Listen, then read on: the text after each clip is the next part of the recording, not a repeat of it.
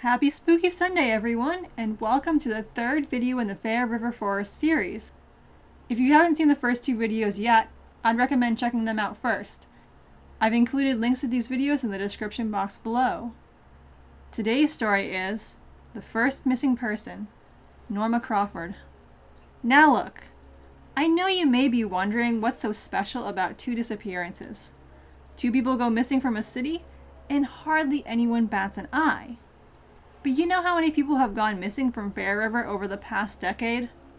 7. 7 people from this tiny little town in the middle of nowhere. Norma Crawford was the first. She was reported missing by her husband on June 11th, 2010.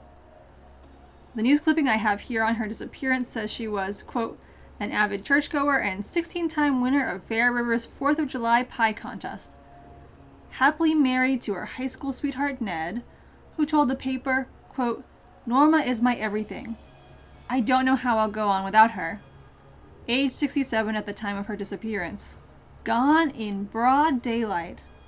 According to the police report, she was hanging up the wash when her husband Ned left to pick up some milk and eggs from a neighbor down the road, Lenny Kirkland. Ned said he was gone maybe half an hour, but he's never been any good with time. Lenny said Ned was there not quite an hour, and that's probably closer to the truth. When Ned came back, there was the laundry, half of it hanging up on the clothesline, swaying in the breeze, half still in the plastic basket he had lugged outside for her. She wasn't inside, and she wasn't outside, although he did find her bifocal skirting the edge of the woods that ran behind their house. The woods are everywhere in Fair River, blanking the houses, the church, the corner store.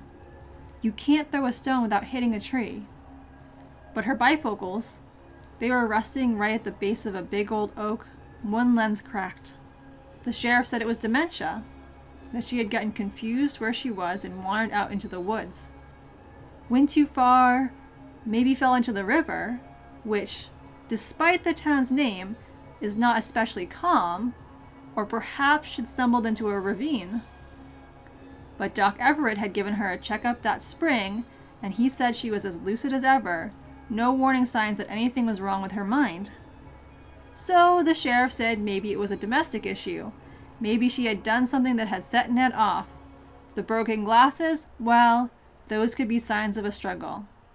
He didn't say that too loud, though, just loud enough to get under Ned's skin. While there are plenty of men who seem upstanding in public and then go home and murder their wives, that isn't Ned. As generic as his statement to the paper may have come across, he meant every word of it. Norma was his world, and he hasn't been right since. The sheriff made a show of sending out his deputy to comb the woods. Ned didn't care much for the sheriff's way of handling things, so he got some of his buddies together to form a search party. Neither the deputy nor the search party found any sign of her. The town grieved a while and then moved on, except for Ned. 2 days after Norma's disappearance, he suffered a stroke, which left him partially paralyzed on his left side. Ask anyone, and they'll say it was the stress that caused it. These days, you'll find him in Norma's rocking chair on the back porch of the home they shared for 47 years, muttering to himself as he stares out at the woods. If you ask him what he's doing, he'll say he's waiting for his wife. I hope you enjoyed today's video. If you did, consider giving it a like or letting me know in the comments.